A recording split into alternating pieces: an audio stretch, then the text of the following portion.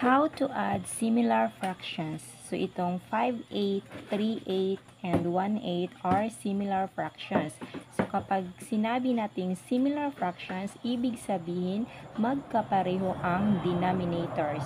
So, ang 5/8, 3/8, and 1/8 ay mayroong common denominators na 8. So, ibig sabihin sila ay similar fractions. So, ganito lang. Find the sum. Express the answer in simplest form if needed. So, kapag similar fractions, mas madali lang i-add. Kasi, i-add mo lang lahat ang numerators, lahat. Then, copy the common denominator. So, for example, 5 plus 3 plus 8 is equal to 9. Then, copy the common denominator which is 8. So, ang sagot is 9/8. Pero dahil sinabi na express the answer in simplest form if needed, so, ang improper fraction na sagot na 9/8 ay gagawin natin into mixed number. So, ganito lang. 9 divided by 8. 9 divided by 8 is 1. 1 times 8, 8. 9 minus 8, 1. So, itong quotient ang magiging whole number, itong remainder ang magiging numerator, at ang 8 remains as denominator. So, ang final answer is 1 and 1/8. So, again, 5/8 plus 3/8 plus 1/8 is equal to 9/8. Then, express natin into simplest form, magiging 1 and 1/8. So, the final answer is 1 and 1/8. How to add dissimilar fractions. So, kapag sinabi natin dissimilar fractions, ibig sabihin magkaiba ang denominators. So, for example, 3/4 plus 5/8 plus 4/5. So, magkaiba ang kanilang denominators. So, ibig sabihin dissimilar fractions sila. So, paano sila i-add? So, ang una natin gagawin ay hahanapin natin ang kanilang common denominator. So, paano hanapin ang common denominators nila? So, hahanapin natin ang LCM or least common multiple. Paano naman hahanapin ang least common multiple or LCM? So, ganito lang. 4, 8, and 5.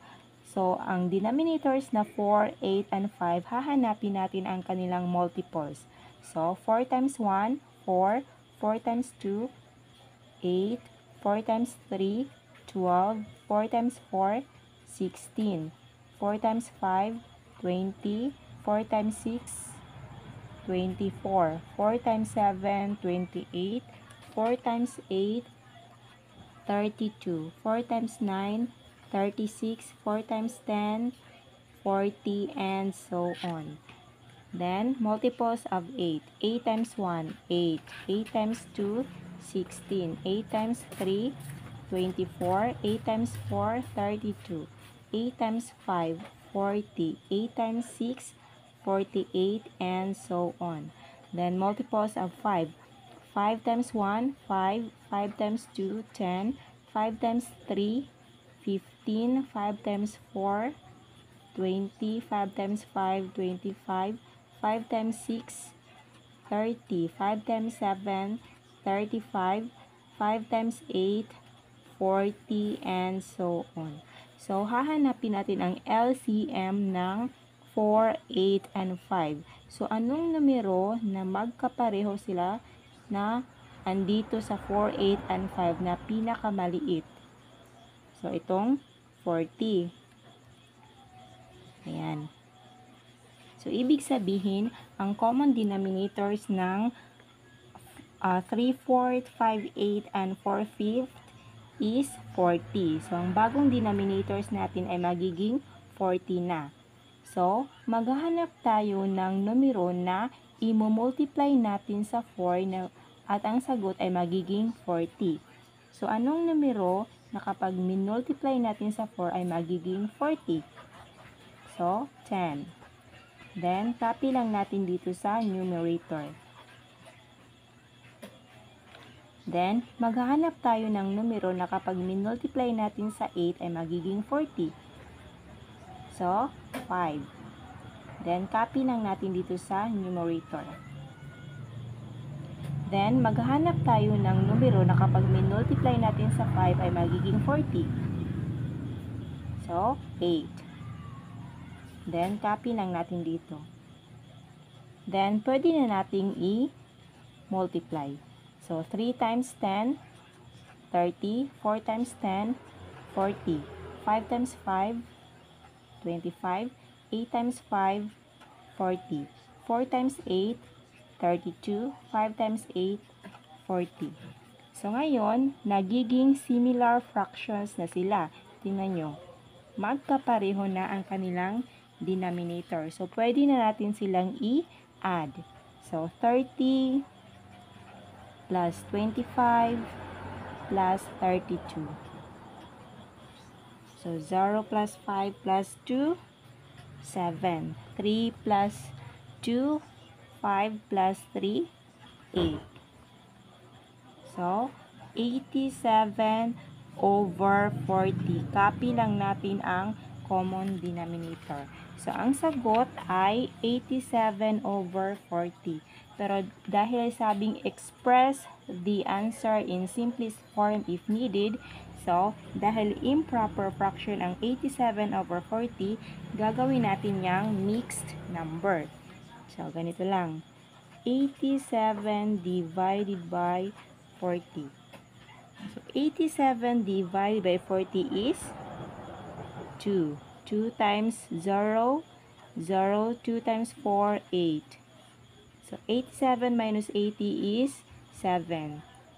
So, ang sagot ay, so, itong quotient magiging whole number. Itong remainder magiging numerator at ang 40 remains as denominator. So, dahil simplest form na ito, ito ang final answer. So, ibig sabihin, 3/4 plus 5/8 plus 4/5 is equal to 2 and 7 over 40. Final answer. How to add mixed number to fraction. So, ang gagawin natin ay, gagawin muna natin ang mixed number into improper fraction. Paano naman gawing improper fraction ang mixed number? So, imumultiply lang natin ang denominator sa whole number at ang sagot ay i-add sa numerator. So, for example, 4 times 8, 32 plus 3. 35 over 4. Copy lang natin ang denominator. Then, copy the second fraction, 2/3. So, i-add na natin ang 35 over 4 and 2/3. Pero dahil dissimilar fractions sila, dahil magkaiba ang kanilang denominators, hahanapin muna natin ang common denominators ng 35 over 4 and 2/3. So, paano naman hahanapin ang common denominator? Hahanapin natin ang LCM or least common multiple ng 4 and 3. So, ang multiples ng 4 ay 4 times 1, 4, 4 times 2, 8, 4 times 3, 12, 4 times 4, 16, and so on. Then, multiples of 3, 3 times 1, 3, 3 times 2, 6, 3 times 3, 9, 3 times 4, 12, 3 times 5, 15, and so on. So, maghahanap tayo ng numero na pinakamaliit na meron sa both 4 and 3. So, anong numero ang meron sa both 4 and 3 na pinakamaliit? So, itong 12. So, ibig sabihin, ang 12 na ang magiging bago nating denominator. So, maghahanap tayo ng numero na kapag minultiply natin sa 4 ay magiging 12. So, anong numero na kapag minultiply natin sa 4 ay magiging 12? So, 3. So, copy lang natin sa numerator. Then, maghahanap tayo ng numero na kapag minultiply natin sa 3 ay magiging 12. So, ang sagot ay 4. Copy lang natin sa numerator. Tapos, pwede na nating i-multiply. 35 times 3 is 105. 4 times 3, 12. 2 times 4, 8. 3 times 4, 12. At dahil similar fractions na sila kasi magkapareho na ang kanilang denominator, so pwede na natin silang i-add. So, 105 ito plus 8 ito. So, 5 plus 8, 13. 1 plus 0, 1. Bring down 1. So, ito, 113 over 12. Copy the denominator. 12. So, dahil improper fraction ang sagot at need natin na i-express into simplest form, gagawin natin itong mixed number. So, 113 divided by 12. 113 divided by 12 is 9. So, 9 times 2, 18. 9 times 1, 9 plus 1, 10. 3 minus 8 cannot be. Borrow, magiging 0, magiging 13. 13 minus 8, 5. Then, 10 minus 10, 0. So, itong quotient ang magiging whole number. Itong remainder ang magiging numerator. At ang 12 remains as denominator. At dahil ito na ang simplest form, ang final answer is 9 and 5 over 12. So, 8 and 3/4 plus 2/3 is equal to 9 and 5 over 12. How to add mixed number to mixed number. So, ito ay method 1 dahil meron tayong method 2. So, uunahin muna natin ang method 1. So, ang method 1 ay gagawin muna nating improper fractions ang mga mixed number. So, ganito lang. 5 times 12 is equal to 60 plus 3. 63. Then, copy the denominator 5. Then, ito namang pangalawang mixed number. 10 times 6. 60 plus 8. 68 over 10. Copy the denominator 10. So, i-add na natin sila. Pero dahil dissimilar fractions ang 63 over 5 and 68 over 10, dahil magkaiba ang kanilang denominator, hahanapin muna natin ang common denominator ng 63 over 5 and 68 over 10. So, paano hahanapin ang common denominator nila? Hahanapin natin ang LCM or least common multiple ng 5 and 10. So, ganito lang. So, multiples of 5, 5 times 1, 5. 5 times 2, 10. 5 times 3, 15. 5 times 4, 20, and so on. Multiples of 10, 10 times 1, 10. 10 times 2, 20. 10 times 3, 30, and so on. So, anong numero na meron sa 5 and 10 na common or magkapareho na pinakamaliit? So, 10. So, ibig sabihin, ang bagong denominator natin ay 10.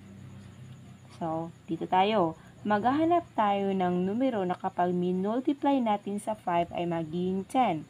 Anong numero na kapag minultiply natin sa 5 ay magiging 10? So, 2. So, copy lang natin dito sa numerator. Dito naman, anong numero na kapag minultiply natin sa 10 ay magiging 10? So, 1. Then, copy lang sa numerator. Then, pwede na natin silang i-multiply. 63 times 2 is 126. 5 times 2, 10. 68 times 1, 68. 8 times 1, 10. So, ito na ang bagong fractions na i-add natin. At dahil common na ang kanilang denominators, so dahil similar fraction na sila, pwede na natin silang i-add. So, 126 ito, plus 68 ito. 6 plus 8, 14. 1 plus 2, 3. Plus 6, 9. Bring down 4. So, 194 over 10. Copy the common denominator. So, ang sagot is 194 over 10. Pero dahil need natin i-express into simplest form, gagawin natin ang improper fraction na 194 over 10 into mixed number. So, 194 divided by 10. So, 1, 2, 2 digits, 1, 2, 2 digits. 19 divided by 10, 1. 1 times 10, 10. 19 minus 10, 9. 9 divided by 10 cannot be. Borrow tayo. Bring down 4. 94 divided by 10, 9. 9 times 10, 90. 94 minus 90, 4. So, itong quotient ang magiging whole number. At itong numerator ang magiging itong remainder ang magiging numerator. At ito ang magiging denominator. So, ang sagot is 19 4 over 10. Pero dahil, tingnan nyo, ang 4 at saka 10 ay mayroon pang GCF or greatest common factor. Ibig sabihin, mayroon pang numero na pwedeng ma-divide both sa 4 and 10 nang walang labis. So, anong numero na divisible both by 4 and 10? So, 2. So, ganito. 4 divided by 2, 2. 10 divided by 2, 5. And then, copy the whole number 19. So, the final answer is 19 and 2/5. So, 12 and 3/5 plus 6 and 8 over 10 is equal to 19 and 2/5. Final answer. Ito naman ang method 2. So, paano i-add ang mixed number and mixed number. So, kanina method 1 yon. So, ganito lang. Ang method 2 ay i-add natin both ang whole numbers. So, 12 plus 6 is 18. So, dito muna natin ilagay. So, again, i-add natin ang whole numbers 12 and 6 is equal to 18. Tapos, i-add natin ang fractions. So, 3/5 plus 8 over 10. So, i-add natin ito. Pero dahil magkaiba ang kanilang denominators or dissimilar fraction sila, hahanapin natin ang common denominator. So, find the LCM or least common multiple. So, ito, 5, 10. So, multiples of 5, 5 times 1, 5, 5 times 2, 10, 5 times 3, 15, 5 times 4, 20, and so on. Multiples of 10, 10 times 1, 10, 10 times 2, 20, 10 times 3, 30, and so on. So, ano ang LCM ng 5 and 10 or pinakamaliit na number na magkapareho or meron sa 5 and 10? So, 10. So, ibig sabihin, ang 10 na ang magiging bagong denominator natin sa 3/5 and 8 over 10. So, maghanap tayo ng numero na kapag i-multiply natin sa 5 ay magiging 10. So, anong numero na kapag minultiply natin sa 5 ay magiging 10? So, 2. Then, copy lang natin sa numerator. Then, dito naman, anong numero na kapag minultiply natin sa 10 ay magiging 10? So, 1. Then, copy lang sa numerator. Then, pwede na natin i-multiply. 3 times 2, 6. 5 times 2, 10. 8 times 1, 8. 10 times 1, 10. So, dahil similar fractions na sila, pwede na natin sila i-add. So, 6 plus 8. Ito, 14. 14 over 10. Copy the denominator. So, ang sagot is 14 over 10. Pero dahil need natin i-express into simplest form, at dahil improper fraction ito, dahil mas malaki ang numerator kaysa sa denominator, gawin natin itong mixed number. So, 14 divided by 10, 1 times 10, 10, 14 minus 10, 4. So, ito na siya. So, itong quotient ang magiging whole number. Itong remainder magiging numerator at ang 10 remains as denominator. So, ito na siya. So, again, i-add natin ang whole numbers. 18. 12 plus 6, 18. Ito. Tapos, i-add natin ng separate ang fractions. So, ang sagot sa 3/5 plus 8 over 10 is 1 and 4 over 10. Pero dahil mayroon pa tayo kanina, itong whole number, i-add natin sa unang whole number. So, 18 plus 1 is equal to 19. Then, copy the fraction, 4 over 10. At dahil itong 4 and 4 over 10 ay mayroon pang GCF or greatest common factor, or mayroon pang numero na pwedeng ma-divide sa 4 and 10 na walang labis, walang kulang. So, anong GCF nila sa 4 and 10? So, 2. So, 4 divided by 2 is equal to 2. 10 divided by 2 is equal to 5. Then, copy lang natin ang whole number. So, ang final answer is 19 and 2/5. So, tingnan nyo. So, ito yung method 1. Ang sagot kanina ay 19 and 2/5. Ito naman yung method 2. Ang sagot is 19 and 2/5. So, kahit anong method ang gagawin mo, either method 1 or method 2, same lang sila ng sagot na 19 and 2/5.